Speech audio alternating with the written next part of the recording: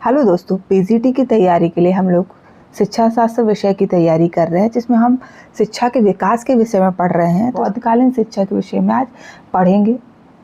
पहला है बौद्धकालीन शिक्षण का। अगर हम समय की बात करें तो ये 500 ईसा पूर्व से 1200 ईसा पूर्व तक मानी गई है। बौद्धकालीन शिक्षा के प्रवर्तक आपको पता ही होगा, गौतम बुद्ध हैं। शिक्षण संगठन के विषय में अगर हम जानें बौद्धकालीन में, तो बौद्ध काल में शिक्षा का संगठन प्राथमिक व उच्च शिक्षा के रूप में पृथक पृथक किया जाता था। प्राथमिक शिक्षा 8 वर्ष की अवस्था में पबजा संस्कार के बाद प्रारंभ होती थी और 12 वर्ष तक चलती थी। यह शिक्षा निःशुल्क थी। इसका उद्देश्य व्यावहारिक था। पबजा के पश्चात बालक को श्रवण या सामनेर कहा जाता था। सामनेर को 10 आदेशों का पालन करना अनिवार्य था। हम देख लेते हैं। हत्या ना करना, अशुद्ध आचरण ना करना, असत्य ना बोलना, कुसमय भोजन ना करना, मादक पदार्थों का सेवन ना करना, पर निंदा ना करना, प्रसादन की वस्तुओं का उपभोग ना करना, नृत्य आदि से दूर रहना, दिए जाने पर ही पराई वस्तु ग्रहण करना, सोना चांदी आदि बहुमूल्य वस्तुओं का दान स्वीकार ना करना।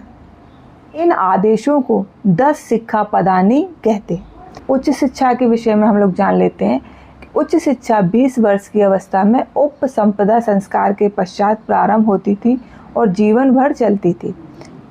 उपसंपदा के समय भिक्षु को 4 व्रत धारण करने की प्रतिज्ञा करनी पड़ती थी। पहला था वृक्ष के नीचे सोना, भिक्षा पात्र में भिक्षा मांगकर ही भोजन करना, मांगे हुए वस्त्रों को ही धारण करना, औषधि के रूप में गौमूत्र का सेवन करना। बौद्ध शिक्षा मठों और विहारों में होती थी, जैसे वैदिक कालीन शिक्षा गुरुकुलों में होती थी। अब हम इसका पाठ्यक्रम देख लेते हैं। प्राथमिक शिक्षा का पाठ्यक्रम, इसमें सिद्धम नामक 12 नैतिक पाठ लिखना पढ़ना सिखाया जाता था। उच्च शिक्षा का पाठ्यक्रम क्या था? इसमें आध्यात्मिक और सांसारिक दोनों प्रकार के विषय सम्मिलित थे और बौद्ध काल में 18 शिल्पों की शिक्षा दी जाती थी। वो कौन कौन से 18 शिल्प हम लोग देख लेते हैं। कताई, बुनाई, सिलाई, वस्तुकला, शिल्पकला, चित्रकला, लेखन, गणना, कृषि, वाणिज्य, कुटीर उद्योग, पशुपालन, आयुर्वेद और शल्य क्रिया आदि। बौद्ध शिक्षण विधि व्यक्तिगत थी और मौखिक थी। जीवक इस युग का प्रसिद्ध चिकित्सक और शल्य विशेषज्ञ था। चरक, धन्वंतरी आदि विश्वविख्यात आयुर्वेदाचार्य थे। बौद्ध काल में सभी वर्गों को शिक्षा का अधिकार था, किंतु रोगी, सैनिक और राज कर्मचारियों के लिए पबजा संस्कार निषेध था। इस काल में भी भिक्षु भिक्षा मांगकर अपना और अपने संघ का भरण पोषण करते थे। भारत के इतिहास में बौद्ध विहार सर्वप्रथम संगठित एवं सार्वजनिक शिक्षा संस्थान थी।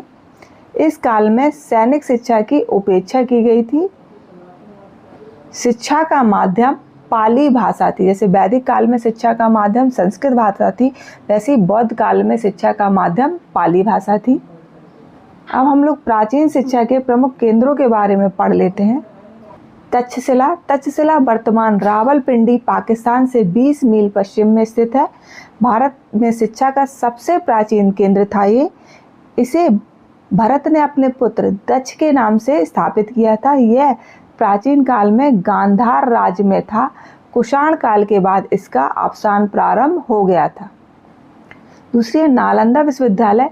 नालंदा वर्तमान पटना से 50 मील दक्षिण में है। 12वीं शताब्दी में बख्तियार खिलजी ने इसे नष्ट कर दिया था। वल्लभी भारत के पश्चिमी द्वार पर काठियावाड़ के समीप यह स्थित है। यह बौद्ध धर्म की हीनयान शाखा से संबंधित है। फिर है विक्रमशिला। 8वीं शताब्दी में राजा धर्मपाल ने विक्रमशिला विहार की स्थापना की थी। बख्तियार खिलजी ने इसे नष्ट कर दिया था।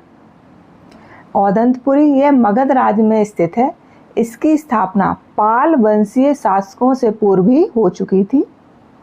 नदिया 11वीं शताब्दी में सेन वंश के सम्राटों ने इसे स्थापित किया था। यहाँ टोल पद्धति से शिक्षा प्रदान की जाती थी। मिथिला, इसका प्राचीन नाम विदेह था। यहाँ के गंगेश उपाध्याय ने नव न्याय को जन्म दिया था। तत्व चिंतामणि इनका प्रसिद्ध ग्रंथ था।